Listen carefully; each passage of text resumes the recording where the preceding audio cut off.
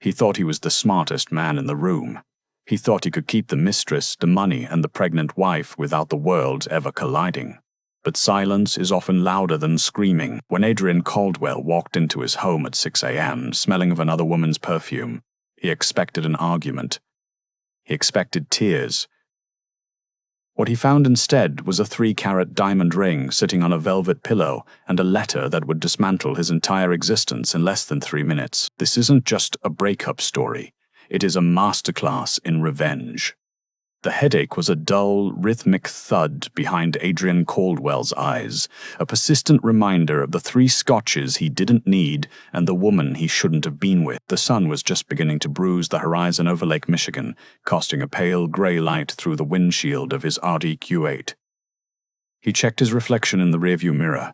He looked tired, but composed. He rubbed the spot on his neck where Sienna's lips had lingered a little too long, ensuring no lipstick remained. Adrian was good at this. He had been good at this for 6 months. The deception was no longer a frantic act. It was a routine, as calculated as the spreadsheets he managed at the firm. He turned onto the quiet, tree-lined street in Winnetka.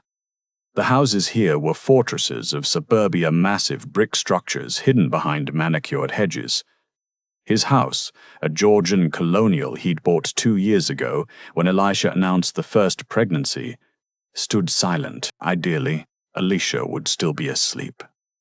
She was 7 months pregnant, and the baby had been kicking relentlessly for weeks, keeping her awake until the early hours. If he was lucky, she was deep in REM sleep. He would slip into the guest shower, scrub away the scent of Sienna's expensive vanilla perfume, and emerge as the dutiful husband returning from an emergency client crisis in the city. The garage door opened with a near-silent hum. Adrian parked, exhaled a long breath, and entered the mudroom. Silence. Not the peaceful silence of a sleeping household, but a heavy, static silence. The kind that presses against your eardrums. The air conditioning wasn't humming. The refrigerator wasn't buzzing. It was as if the house itself was holding its breath. "Alicia?" he whispered, tossing his keys into the ceramic bowl by the door. No answer. He walked into the kitchen. The granite island was spotless. Usually, Elisha left her pregnancy vitamins and a glass of water there. Today, nothing. A knot of unease began to tighten in his stomach, a primal instinct warning him that the predator in the woods was no longer him. He climbed the stairs, the plush carpet muffling his footsteps. The door to the master bedroom was ajar. "I'm back." The client was a nightmare, he said, the lie rolling off his tongue with practiced ease. He pushed the door open.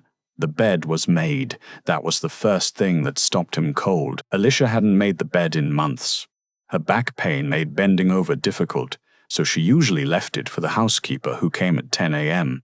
But the duvet was pulled tight, the pillows arranged with military precision. Adrian took a step forward, his eyes darting around the room. Her vanity was clear of the clutter of lotions and serums she used. The closet door was open. He rushed to it, his heart rate spiking. Her side was empty. Not just messy empty. The hangers were gone. The shoe racks were bare. It wasn't that she had packed a bag. She had erased herself. He spun around, panic finally clawing at his throat, and that was when he saw it. On his nightstand, sitting precisely in the center of a small, navy blue velvet pillow, was her wedding ring, the 3-carat oval diamond he had purchased to mark his first $1 million bonus, caught the morning light, glittering with a cold, mocking brilliance. Underneath the ring was an envelope. Cream-colored cardstock. His name, Adrian, was written on the front in her distinct, sharp calligraphy. He didn't want to open it. He knew that the moment he broke that seal, the life he had built, the lie he had maintained, would shatter. He walked over to the nightstand, his legs feeling like lead. He reached out, his hand trembling slightly, and picked up the ring. It was cold. He tore open the envelope. "Adrian, by the time you read this, I will be crossing state lines. Don't bother tracking my phone. I left it in the trash can at the Starbucks on Wacker Drive. The one where you met Sienna last Tuesday at 2:15 p.m. Adrian stopped reading. The blood drained from his face. Tuesday. He had told Elisha he was in a deposition. I know about Sienna. I've known about her since January. I know she's 24. I know she works in marketing for that startup your firm is acquiring. I know you bought her the Cartier bracelet for Valentine's Day, the same day you gave me a blender, because we need to eat healthier for the baby. You're probably wondering why I stayed, why I let you cook me dinner, rub my feet, and play the role of the excited father-to-be while you were texting her under the dinner table. It wasn't out of love, Adrian. It was out of accounting. You see, you've always been good at making money, but you've never been good at reading the fine print. When we signed our prenup, you were so arrogant about protecting your assets that you didn't notice the infidelity clause my lawyer added. Or perhaps you did, and you just thought you were too smart to get caught. I didn't just leave today. I've been leaving for 3 months. While you were working late, I was moving assets. While you were on weekend trips with Sienna, I was meeting with forensic accountants. I withdrew my half of the joint savings yesterday. Legal, as per our joint tenant agreement. But here is the part that will actually hurt you. The house isn't yours. You put the deed in my name 3 years ago to protect it from that lawsuit with the construction union. You never transferred it back. I sold it, Adrian. A cash offer. The new owners, a lovely couple named the Davidsons, take possession at noon today. You have 4 hours to pack your things. As for the baby, Adrian dropped the letter. His breath was coming in short, jagged gasps. He looked at the clock. 6:45 a.m. Sold the house? She couldn't sell the house without his signature. He scrambled for his phone, his fingers fumbling as he dialed his lawyer, Robert. Voicemail, Adrian cursed, ending the call and dialing again. Pick up, Robert, damn it! He looked back at the letter. The last sentence hung there, unfinished in his mind. As for the baby. He snatched the paper back up. As for the baby, don't worry, he is safe. And he will know who his father is. I won't lie to him the way you lied to me. I'll tell him his father was a man who had everything and traded it for a temporary thrill. Don't come looking for me. If you do, the USB drive containing the evidence of your firm's creative tax filings, the ones you kept on your private server, will be mailed to the IRS. I made a copy, Adrian. It's my insurance policy. Goodbye. Alicia. Adrian stood frozen. The silence of the house was no longer heavy. It was violent. She hadn't just left him. She had gutted him. He ran to the window. The for sale sign that should have been in the yard wasn't there, but a large moving truck was already idling down the street, waiting for the clock to strike. No, he muttered. No, no, no. He grabbed his phone again and dialed Sienna. He needed an anchor. He needed someone to tell him that this was fixable, that Elisha was bluffing. The phone rang once. Twice. Hello. Sienna's voice was groggy, thick with sleep. Sienna, it's me. You need to wake up. Elisha knows. She knows everything, Adrian barked, pacing the room. There was a pause on the other end. A pause that lasted too long. Sienna. I know she knows, Adrian, Sienna said. Her voice wasn't panicked. It was cold. Detached. Adrian stopped pacing. What do you mean, you know? She came to see me, Sienna said. 2 months ago. The room spun. Adrian grabbed the edge of the dresser to steady himself. She saw you, and you didn't tell me. She offered me a deal, Adrian, Sienna said, a hint of boredom creeping into her tone. She told me she was planning to leave you. She said if I kept you distracted, if I kept you happy and busy and out of the house so she could get her affairs in order, she wouldn't name me in the divorce proceedings. She wouldn't sue me for alienation of affection. She even offered to pay off my student loans. Adrian felt bile rise in his throat. You were working with her? I'm a pragmatist, Adrian, just like you, Sienna said. You were never going to leave her for me. We both knew that. I just secured my own future. Good luck, Adrian. The line went dead. Adrian stared at the phone. He hurled it across the room. It shattered against the wall, cracking the drywall, landing amidst the perfect, pristine emptiness of the life he used to own. Adrian didn't pack. He couldn't. The concept of packing implied there was somewhere to go, a future to prepare for. Instead, he simply stood in the center of the master bedroom, the morning light fully illuminating the dust motes dancing in the air, the only things moving in the house. Panic, when it truly sets in, is not frantic. It is efficient. Adrian's mind, usually a fortress of strategy and leverage, began to assess the damage. Priority 1, money. Priority 2, the IRS threat. Priority 3, the house.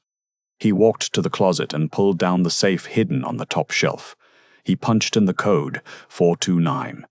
Elisha's birthday. The light on the keypad blinked red. Error. He frowned. He punched it in again. 429. Error.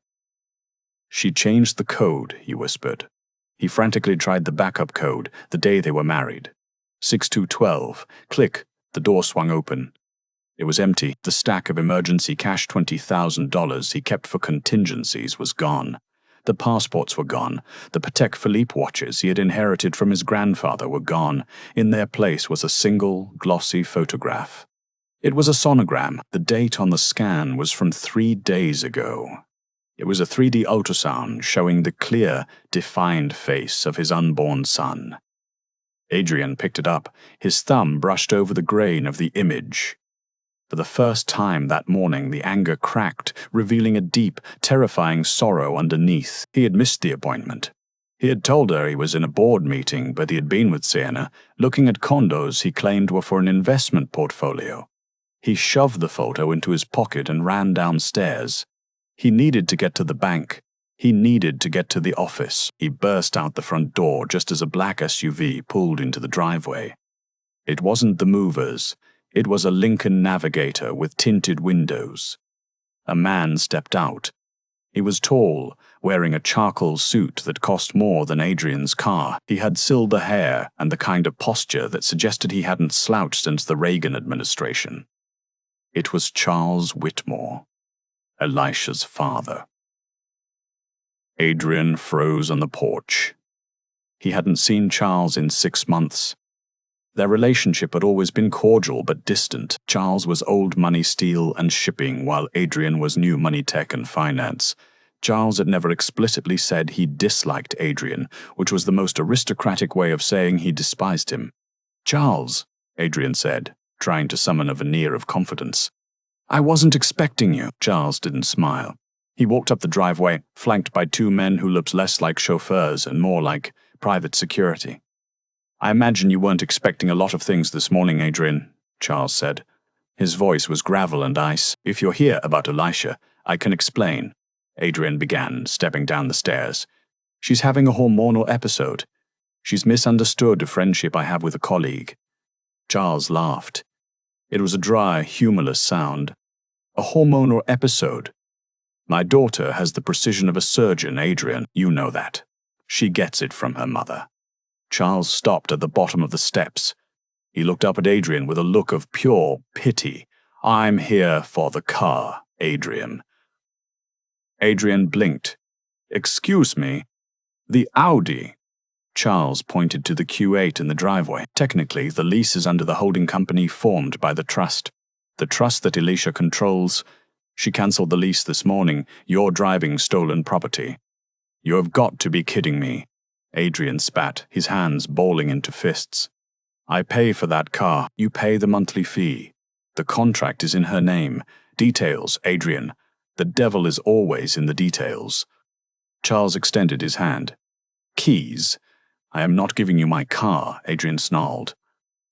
"Then I'll have the police involved," Charles said calmly. "They are already on their way to escort you off the property for the new owners. Do you really want Grand Theft Auto added to the list of your problems today?" Adrian stared at him. He looked at the security guards. He looked at the quiet street. The neighbors were starting to come out. Mrs. Higgins next door was pretending to water her petunias, watching intently. Defeated, Adrian reached into his pocket and threw the keys. They clattered onto the pavement at Charles's feet. "Where is she, Charles?" Adrian asked, his voice breaking. "She's carrying my son. You can't hide her from me." Charles motioned for one of the guards to pick up the keys. He turned back to Adrian. "She isn't hiding, Adrian. She's starting over. And as for your son..." Charles paused, his expression softening just a fraction. Not with kindness, but with finality. "You forfeited your right to that title when you missed the appointment to be with that girl. Alicia told me everything. You didn't just cheat on her body, Adrian. You cheated on your future." Charles got back into the Navigator. The guard jumped into the Audi. "You have until noon, Adrian," Charles called out from the window. "I'd suggest you start walking. It's a long way to the train station." Both cars backed out of the driveway, leaving Adrian standing alone on the porch of a house he didn't own, with no car, no wife, and a bank account he was terrified to check. He turned to go back inside, but the front door had clicked shut behind him. He reached for his keys. He realized he had left his house keys in the ceramic bowl inside. He was locked out. He sat down on the front step and put his head in his hands. It was 7:15 a.m. The walk to the metro station took 40 minutes. Adrian, dressed in yesterday's wrinkled suit, sweating in the humid Illinois morning, drew stares from the morning joggers. He felt exposed, a layer of his skin peeled back. He needed a plan. He needed a base of operations. He would go to the city, go to his office, and summon his own legal team. He was a partner at Caldwell and Lewis. He had power. He had resources. Alicia might have taken the liquid cash, but she couldn't touch his equity in the firm. He arrived at the train station and pulled out his wallet to buy a ticket at the kiosk. He swiped his black Amex. Declined. He stared at the screen. He wiped the strip on his pant leg and swiped again. Declined. Contact issuer. "Damn it," he hissed. He pulled out his Visa. Declined. He pulled out his debit card. Insufficient funds. A line was forming behind him. "Buddy, you gonna buy a ticket or just stare at the screen?" A man in a construction vest grumbled. Adrian turned, his eyes wild. "My cards are..." "There's a chip error." He frantically searched his wallet for cash. He had a $20 bill tucked behind his driver's license. He fed it into the machine, his hands shaking. He got his ticket. The train ride was a blur. He sat in the corner, avoiding eye contact. He used the time to think about the IRS threat. The creative tax filings. It was a bluff. It had to be. Alicia was smart, but she didn't know the intricacies of his offshore accounts in the Caymans. Those files were encrypted on a private server in his office. There was no way she could have accessed them unless she had his password. Sienna. The realization hit him like a physical blow. Sienna had been in his office, late nights, waiting for him to finish up. He had logged in front of her a dozen times. "She offered me a deal," Sienna had said. Alicia hadn't just used Sienna to keep him distracted. She used Sienna as a spy. The train pulled into Ogilvy Transportation Center. Adrian sprinted the 6 blocks to his office building on Wacker Drive. He needed to get to that server. He needed to wipe it before Alicia or Charles made good on the threat. He pushed through the revolving doors of the high-rise, nodding to the security guard. "Ralph." "Mr. Caldwell," Ralph said, stepping out from behind the desk. He didn't smile. He looked uncomfortable. "Morning, Ralph," Adrian said, swiping his badge at the turnstile. The light stayed red. "Access denied." "Ralph, the system's acting up again," Adrian said, impatience flaring. "Buzz me through."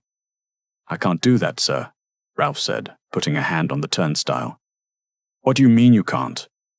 "I own the damn floor," Adrian shouted. The lobby fell silent. People were watching. "Mr. Lewis is downstairs, sir. He's waiting for you in the conference room B on the ground floor.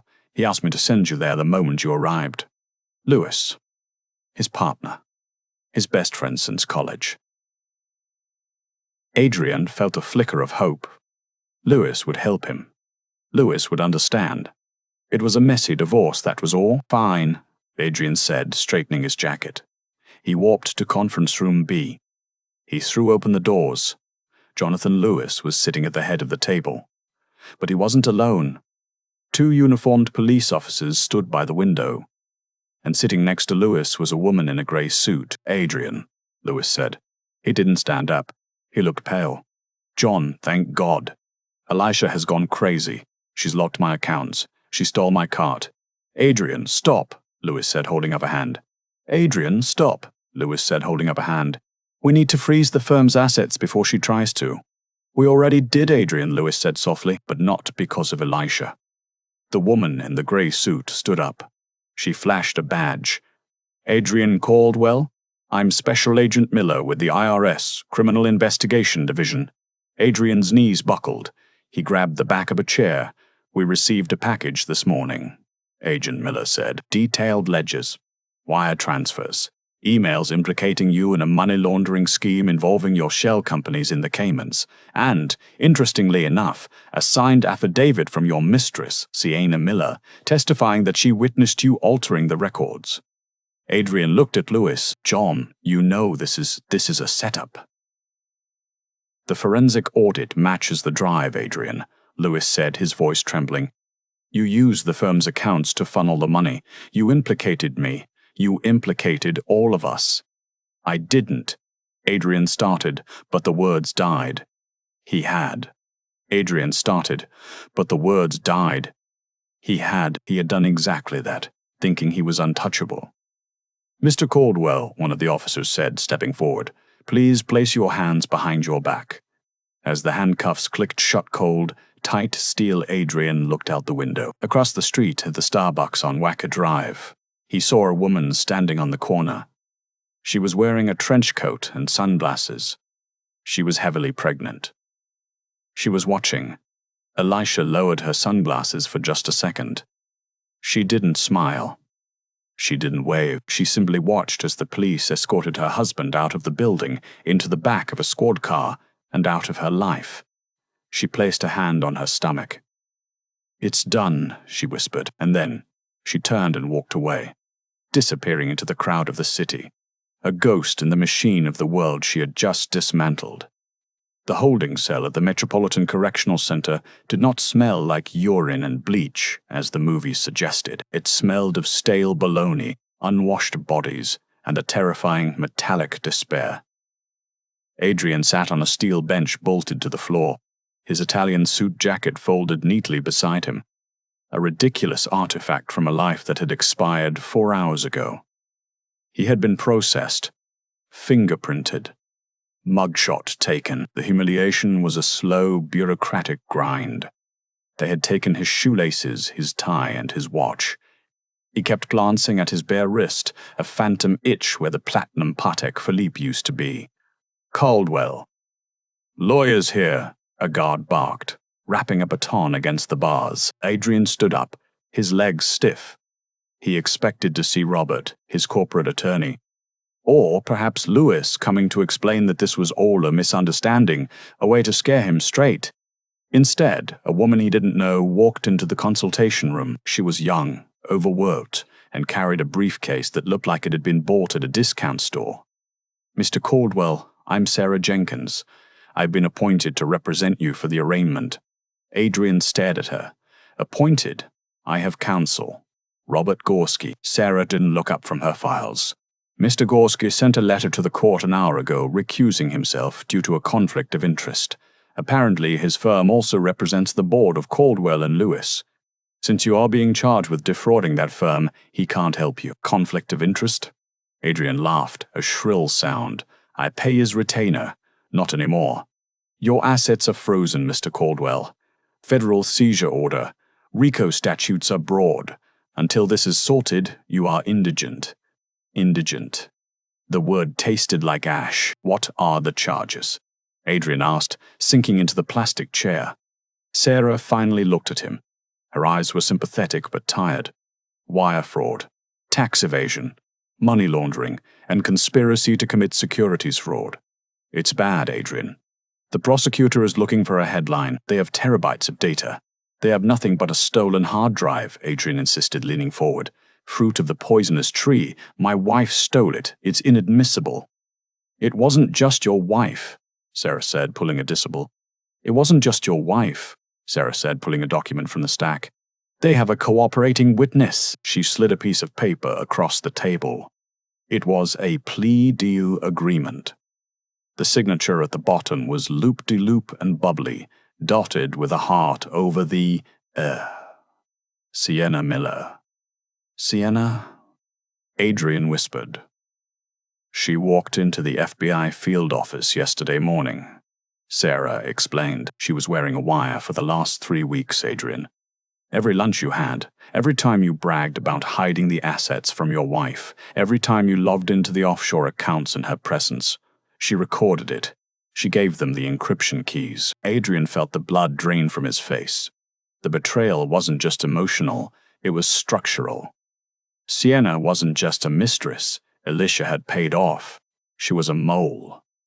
A double agent. Why? Adrian choked out. I gave her everything, according to her statement, Sarah said, reading from the file. She did it for immunity, and because, let me find the quote, Elisha promised me I could keep the Cartier bracelet. Adrian put his head on the cold metal table.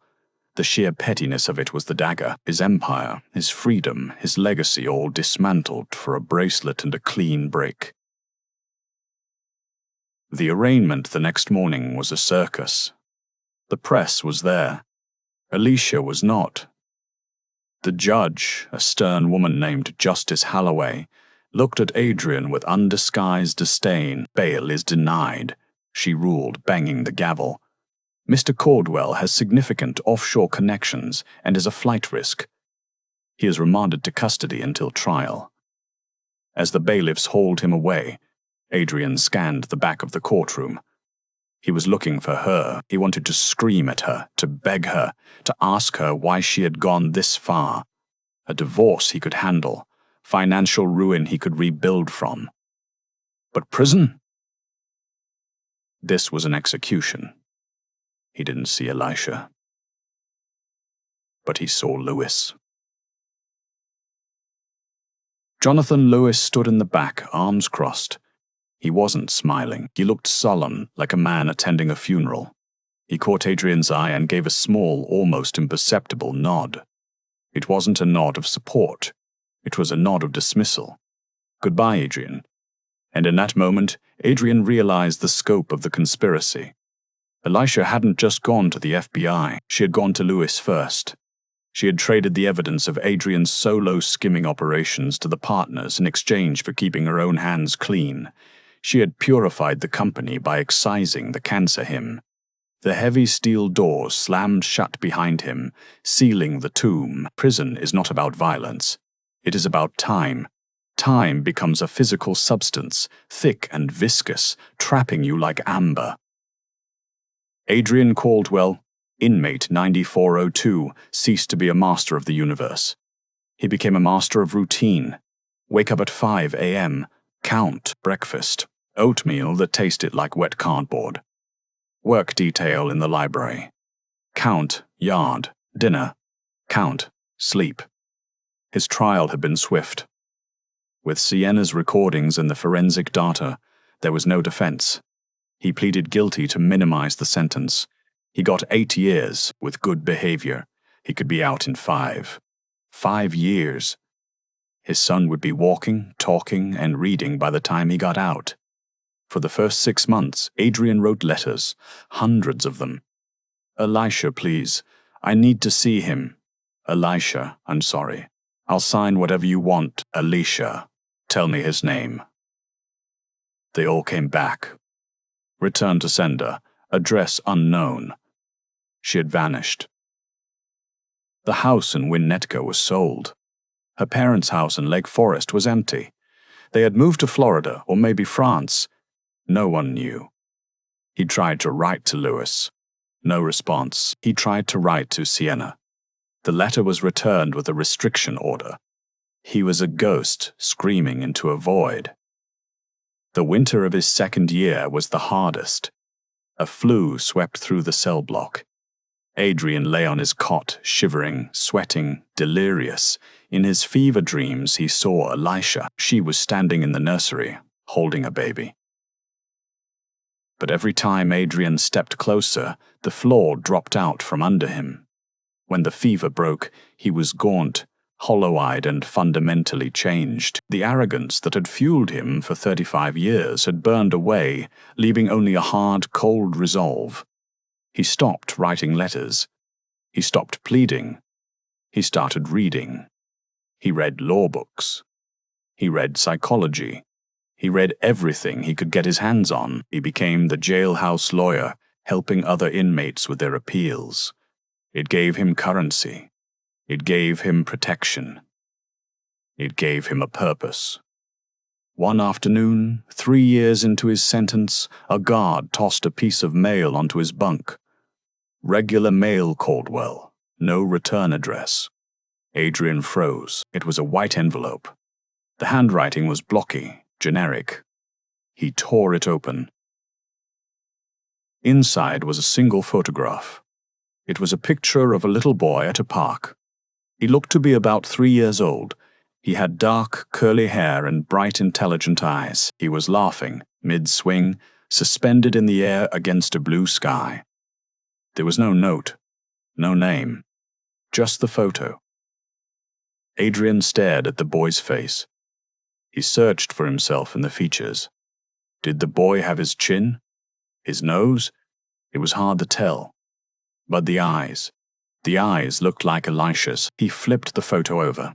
On the back, written in that same blocky print, was a date, August 12th, his birthday. Adrian clutched the photo to his chest and wept. It was the first time he had cried since the day he found the ring. It was a cruelty, yes, showing him what he had lost. But it was also a lifeline. She was out there. She was watching. She wanted him to know the boy existed. He pinned the photo to the wall of his cell. It became his icon, his religion. "I'm coming for you," he whispered to the glossy image every night. "I'm going to be a father to you. I promise." He worked harder. He kept his nose clean. He didn't get into fights. He became a model prisoner. He was building a new strategy, not for wealth this time, but for redemption. He would get out. He would find them. He would prove he was a changed man. But the prison had one more lesson to teach him about the nature of truth. It was his 4th year. He was working in the library when a new inmate was transferred in, a nervous, skinny accountant named Miller, no relation to Sienna, who had been caught embezzling from a non-profit. Adrian was helping him fill out his commissary forms. "You're Caldwell?" the new guy asked, squinting at him. "Adrian Caldwell? From Caldwell and Lewis. Used to be," Adrian muttered. "Man." The guy shook his head. "I followed your case. Brutal. My cousin works at your old firm, in IT. Adrian paused. "Is that so?" "Yeah. He said the place changed after you left. Lewis runs a tight ship, but—" The guy lowered his voice, looking around. He said the weirdest thing was the merger. "What merger?" "The merger with Whitmore Industries. About 6 months after you got locked up. Lewis merged the firm with your ex-father-in-law's company. They created a massive conglomerate." Adrian dropped his pen. "Whitmore Industries, Alicia's father. That doesn't make sense," Adrian said slowly. "Charles Whitmore hated finance guys. He hated Lewis. Money changes people, I guess." The guy shrugged. "Or maybe they were planning it for a long time. My cousin said the digital architecture for the merger was being built a year before the announcement, way before you got busted." Adrian stared at the wall of books. A year before. If the merger was being planned a year before, that meant Lewis and Charles Whitmore were talking while Adrian was still married to Elisha. While Adrian was still a partner. The pieces began to click into place, forming a picture far uglier than a scorned wife. Sienna. The audit, the surprise visit from Charles to take the car. It hadn't just been about his affair. The affair was just the convenient trigger, the excuse. They wanted his shares. Adrian had owned 40% of the firm. Lewis owned 40%. The remaining 20% was public. If Adrian was ousted for criminal conduct, a morality clause in the partnership agreement allowed the remaining partner to buy back the shares at a fraction of the value. Lewis got Adrian's shares for pennies on the dollar. Then he merged with Whitmore, making both families billions. Alicia wasn't just a victim. She was the executioner for a corporate hostile takeover disguised as a domestic tragedy. Adrian looked at the photo of the boy on his wall. "They played me," he whispered. "They all played me." The resolve to be a good father vanished. In its place, a cold, hard diamond of hatred formed in his chest. He didn't want redemption anymore. He wanted war. The day Adrian Caldwell walked out of the downstate correctional facility, the sky was a bruised, heavy purple, threatening a storm that refused to break. It was a Tuesday. There was no fanfare, no limousine waiting at the curb, no lawyer with a smirk and a plan. There was only the rhythmic buzzing of the heavy steel gate sliding shut behind him, and the indifferent stare of a guard who handed him a plastic bag containing his personal effects. He was 41 years old, though the reflection he caught in the tinted glass of the guard booth looked 50. His hair, once a thick, dark mane that cost $200 a month to maintain, was now thinning and gray at the temples. His skin had the pallor of a man who hadn't seen direct sunlight without a chain-link filter in 5 years. He wore the state-issued release clothes, a pair of ill-fitting gray sweatpants that bunched at the ankles, and a white t-shirt that felt like sandpaper against his skin. In his pocket was a debit card loaded with $200 gate money, the sum total of his existence. Adrian began to walk. The rain started a mile down the road, not a dramatic storm, but a cold, persistent drizzle that soaked through the cheap cotton, chilling him to the bone. He didn't care. His mind was burning with a heat that kept him moving. He had a destination. He had a name. He took a Greyhound bus back to the city, sitting in the back near the bathroom, avoiding the eyes of the other passengers. When he arrived in Chicago, the city felt louder than he remembered. The lights were brighter, the pace more frantic. He felt like a ghost haunting a machine he no longer understood. He found a public library on the outskirts of the loop. The fluorescent lights hummed with a headache-inducing frequency. He sat at a public terminal, his fingers hovering over the greasy keyboard. For a moment he hesitated. He was afraid of what he might find, but the image of the boy, the photo that had hung on his cell wall for years, pushed him forward. He typed in the search bar, Caldwell and Lewis. The search engine auto-corrected him immediately. "Did you mean the Caldwell-Whitmore Group?" Adrian's breath hitched. He clicked the link. The website was sleek, minimalist, and screamed obscene wealth. The banner image showed a glass spire rising above the Chicago skyline, a building Adrian had never set foot in. He scrolled down to the leadership page. There, smiling with the confident ease of a man who sleeps well at night, was Jonathan Lewis. Title: Chief Executive Officer. Below him was Charles Whitmore. Title: Chairman of the Board, and below them both, listed as the President of the Whitmore Charitable Foundation, was a face that made Adrian's heart stop. Elisha Whitmore. She had dropped his name. She had dropped his name. She had erased him. He clicked on the news tab. He filtered for images. He needed to see her life. He needed to see what she had built on the ashes of his. He found a photo from a gala dated 3 months prior. It was a high-resolution shot. Elisha looked breathtaking. She was older, yes, with faint lines around her eyes that spoke of wisdom rather than age. She wore a midnight blue gown and diamonds that caught the flashbulbs with blinding intensity. But it was the man standing next to her that made Adrian's stomach turn. Jonathan Lewis had his arm wrapped possessively, comfortably around her waist. They weren't just colleagues posing for PR. The body language was intimate. They were a unit, and standing in front of them, wearing a miniature tuxedo and holding a toy car, was the boy. The caption read, CEO Jonathan Lewis with his wife Elisha and their son Leo. Adrian stared at the screen until the pixels began to blur. His wife, their son. He did the math again, his lips moving silently. He had been gone 5 years. The boy looked to be about 5, maybe almost 6.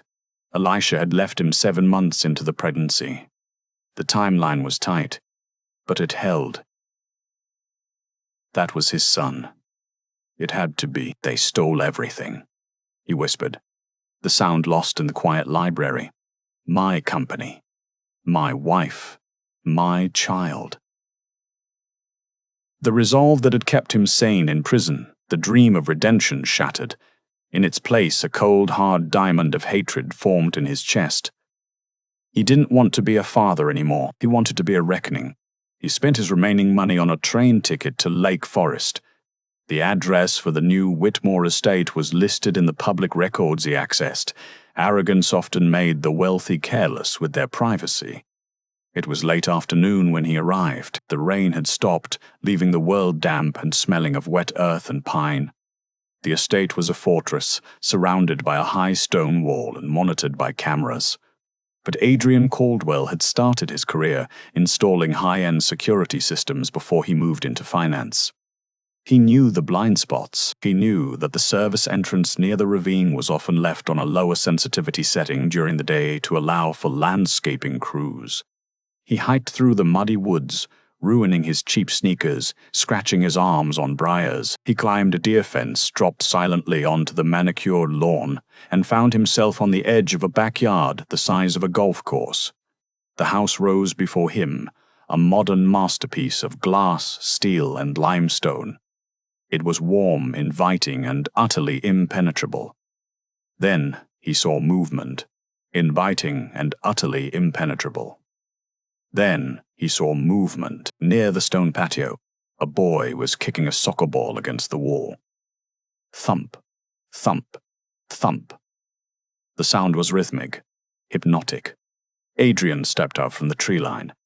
He knew he looked terrifying, a scarecrow of a man, wet, ragged, and hollow-eyed, but he couldn't stop.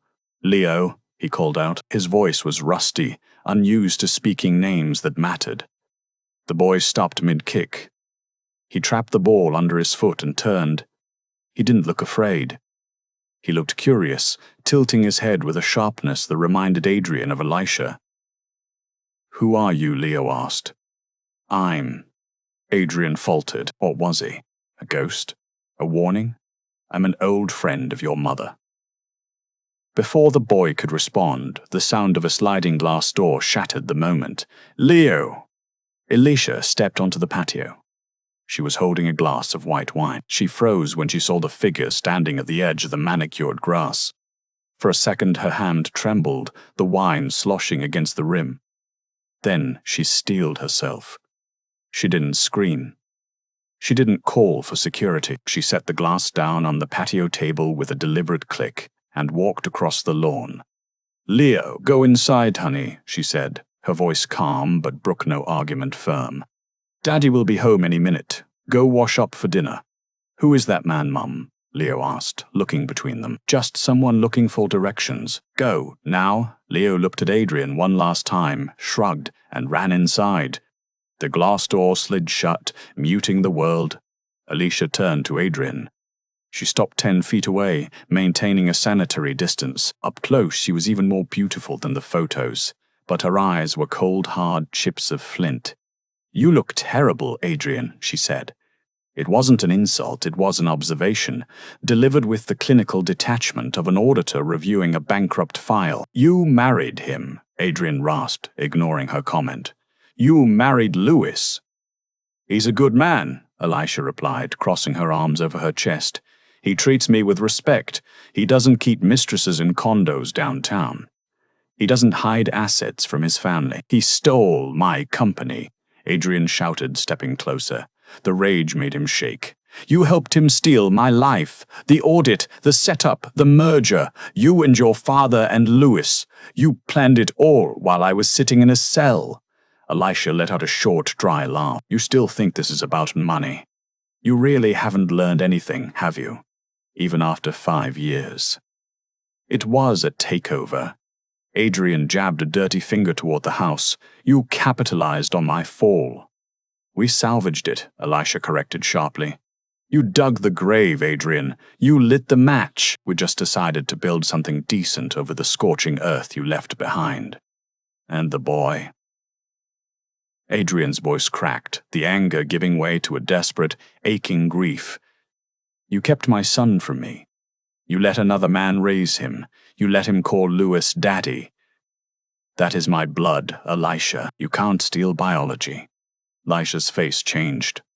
The cool detachment vanished, replaced by a look of profound, almost pitying sadness. She took a step closer to him, lowering her voice, as if she didn't want the wind to carry the words, "Adrian, stop."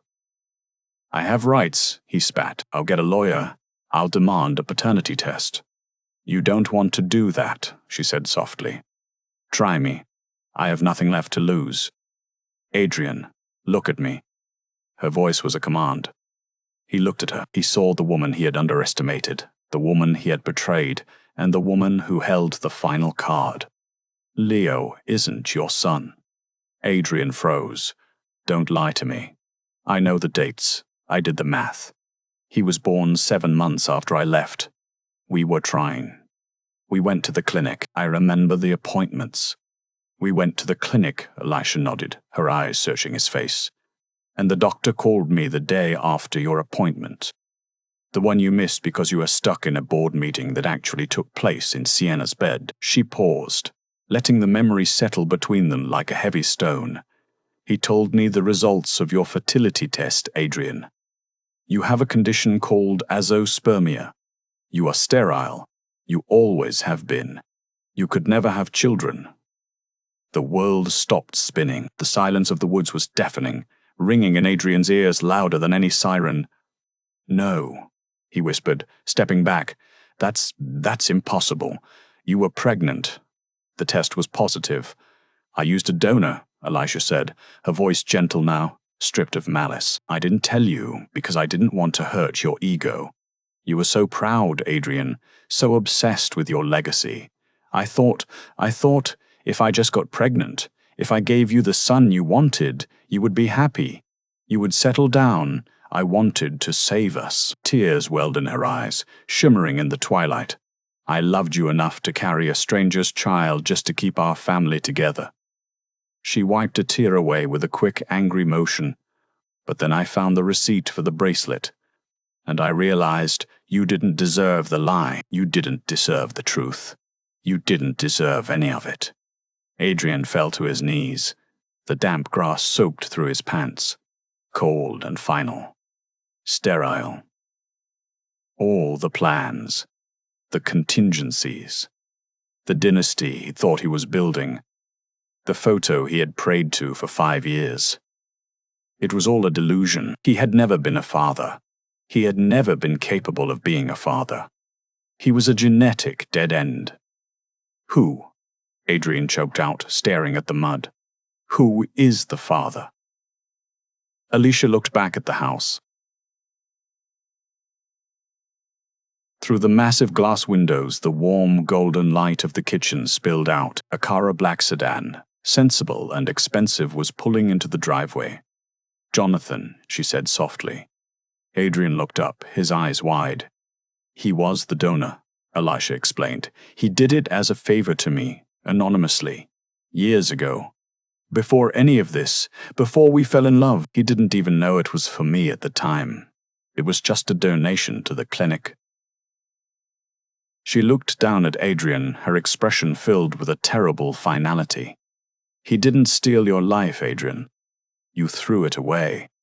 He just stepped in to pick up the pieces you broke." The crunch of gravel signaled the car parking. "Goodbye, Adrian," Elisha said. She turned her back on him. "If you come back here, I will call the police. You're violating your parole. Don't make me send you back. She walked back toward the house, her heels clicking on the stone patio. Adrian remained on his knees in the mud. He watched as Jonathan Lewis got out of the car, looking tired but happy. He watched Leo run out the back door, shouting, "Dad!" and jumping into Jonathan's arms. He watched Jonathan lift the boy effortlessly, spinning him around. He watched Elisha walk into the frame, kissing her husband on the cheek, smoothing the boy's hair. They went inside. The glass door slid shut. The blinds were not drawn. They had nothing to hide. The family gathered around the island in the kitchen, laughing, safe in a world Adrian had financed but never earned. Adrian Caldwell stood up. His legs felt heavy, like lead.